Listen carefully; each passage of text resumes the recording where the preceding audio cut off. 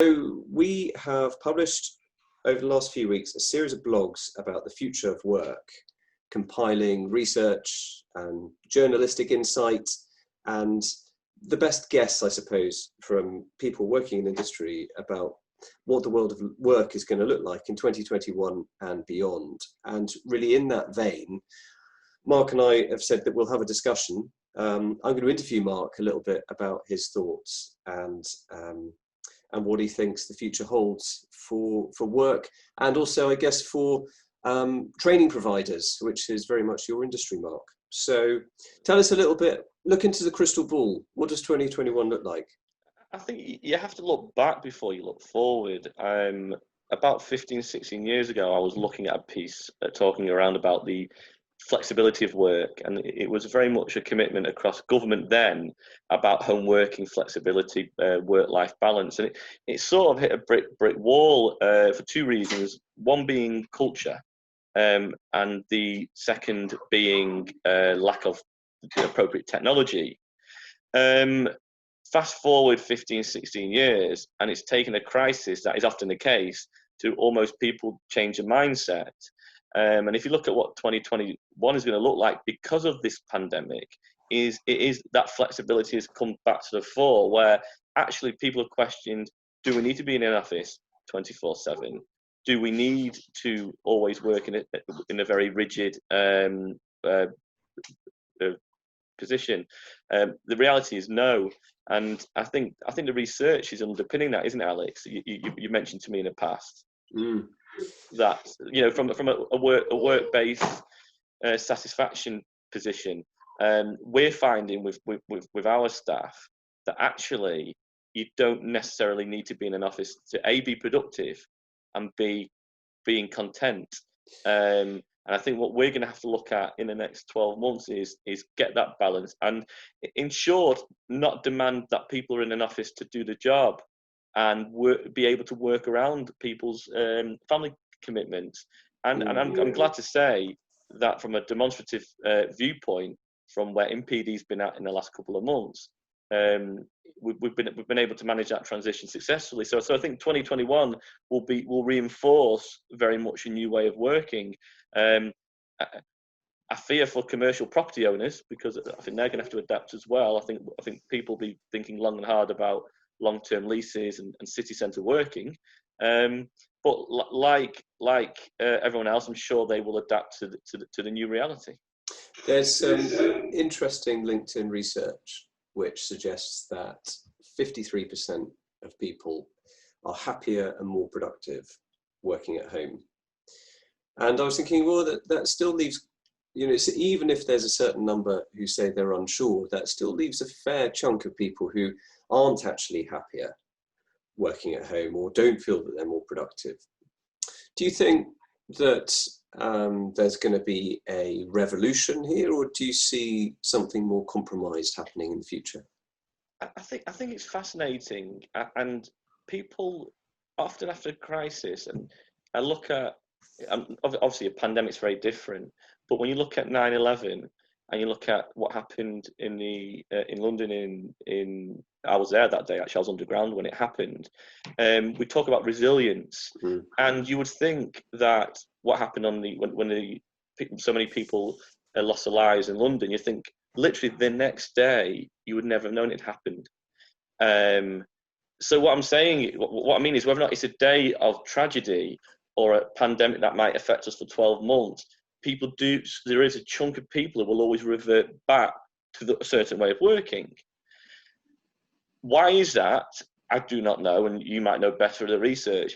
I think it's because, I think speak from a UK position, we're an incredibly resilient nation, and I think we don't let anything defeat us, and we've shown that historically. In other words, the 47% in my view is saying, look, we will get through this.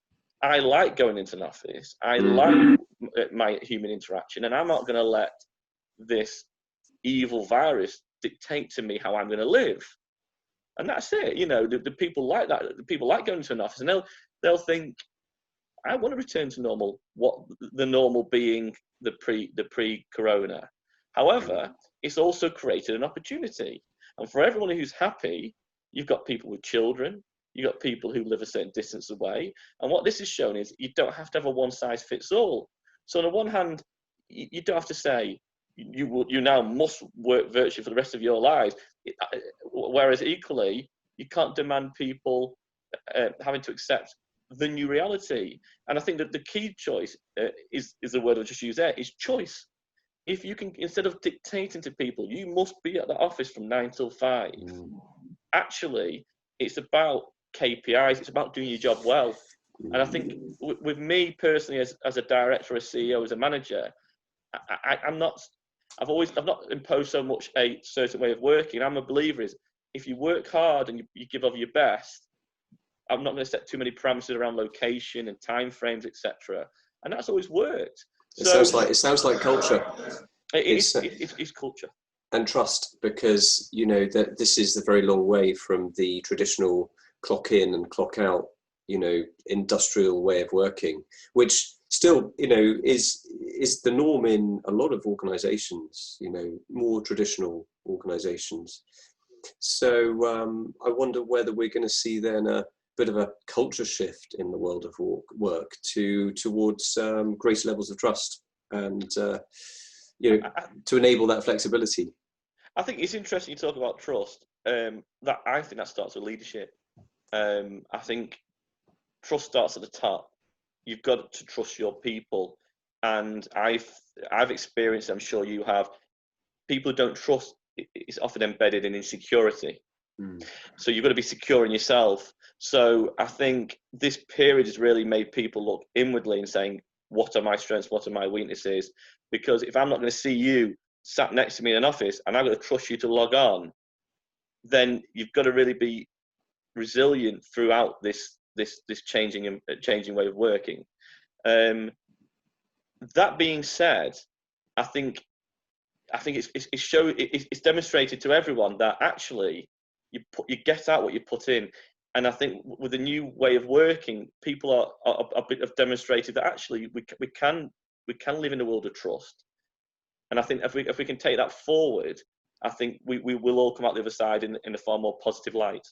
How do you see the world of training, so the training industry, adapting in light of this opportunity that you've discussed? I think it's interesting you say that, and I like to use the word education. I think training is obviously relatively narrow. Sure. And as you know, with our work with universities and colleges, etc., I think there's going to have to be an acceptance that the old bricks and mortar way of learning is gone. I think it went years ago, by the way. Not when I was at university or you, but speaking to more millennials and pre-corona, they were still sat in their bed listening to lectures online. So I don't think necessarily. I think you've got to separate the learning from the experience. So if you're talking about the next generation of students going through to university, they want the face-to-face, they want Freshers Week. That's a challenge. That's the experience. That's an experience. And I think there's a big confusion going on in the wider debate about, I don't think the students going to university would mind so much about virtual learning, the virtual classroom, the online. It's already been, elements of it have been embedded in. So don't confuse, I want to go out and get drunk on Freshers Week and meet people face to face with the learning aspect. So I think the learning aspect has evolved already, and all the pandemic, all that the pandemic has done is brought on the sea of change. So I think from a training stroke education provider, it's listening to your audience. And what we're finding is there's a massive demand, always has been, for virtual classroom. We've thankfully, I've been able to give people a high level experience that matches a face-to-face experience. So I think the important thing moving forward 2021 is to make sure you've still got the eclectic mix and you're offering people what they want, be it face-to-face or virtual. But I think it's a little bit misleading to say virtual's new, online's new. It's been around. People have now almost been forced to deliver that way. And it's here to stay, in which I think, by the way, is incredibly positive change. Yeah, that's interesting. And certainly the programs that we've been running with in professional development have been, really well received, and feedback's been great. And it, one of the bits of feedback that I had was that had the course been, in a building, bricks and mortar in, say, Manchester or central London, the student who's, NHS director, simply wouldn't have been able to do it, basically, Yeah, I think, I don't want to use the word naivety on our part, that we were very, in professional development, we pride ourselves on high level product, face-to-face, at what it was face-to-face. And I think that we were as guilty as the next person of fear of the unknown. And the survey we did recently to our learner base who have gone through the virtuals, the feedback's been exceptional, dare I say, better than face-to-face. So we've come through the fear and progressed to a quality product. So I think it's important for people to learn from that. Don't let fear of the unknown prevent you moving forward.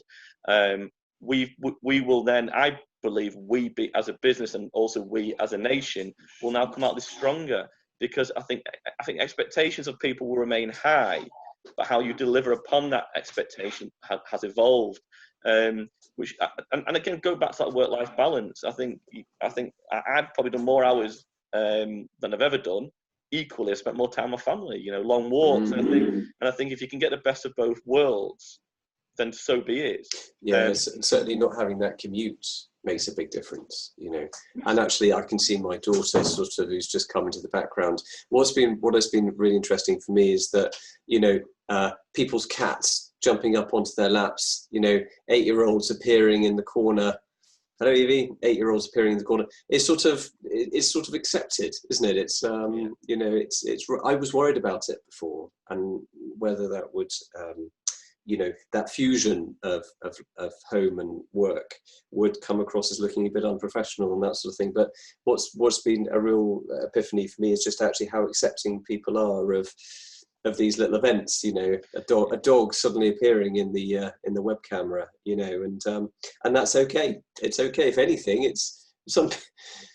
People find it quite endearing. But it's been much less bumpy than I'd expected, but of course we only know that because we've had to do it.